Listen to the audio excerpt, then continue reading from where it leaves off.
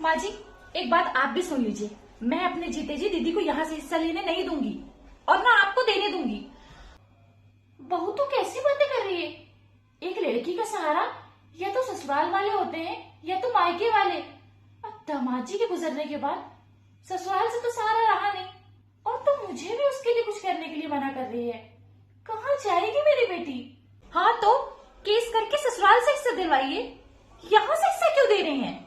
बेटा मैं उसे हिस्सा नहीं दे रही हूँ, बस मैं अपने जीते जी उसके लिए एक सहारा बना के जाना चाहती हूँ ताकि उसके सर पे एक छत रहे और उसका जीवन यापन हो सके, बस और कुछ नहीं।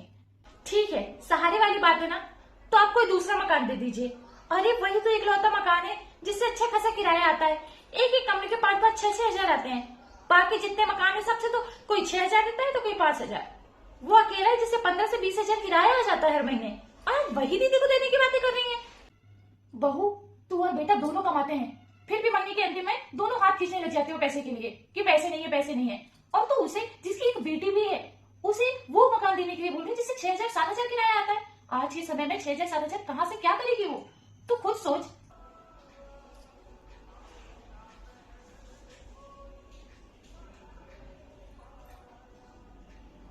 अरे मैं खुद उसे इसीलिए वो वाला मकान दे रही हूँ ताकि अगर उसके पास कल को जॉब ना भी रहे तो कम से कम खा तो सके, किसी के सामने उसको हाथ ना फैलाना पड़े।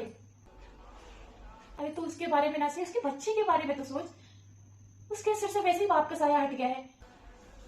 आपको भी ऐसे मुसीबतें झेलते देखेगी तो कैसे आगे बढ़ पाएगी?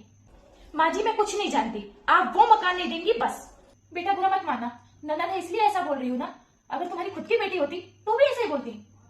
माँ जी आपको शर्म नहीं आती? आप अपने नातिन के बारे में ऐसे सोच भी कैसे सकती हैं? बेटा तुम तो अपनी बेटी के बारे में सोचने के लिए भी मना कर रही हो, और मेरी बेटी के साथ तो हुआ है, और ऐसी स्थिति में तुमसे सहारा देने से लिए मना कर रही हो। खुद सोचो, उसे जब पता चलेगा कि उसकी खुद की भाभी ऐसा बोल रही है, उसके कलेजी पे कितनी छोरी चलेगी।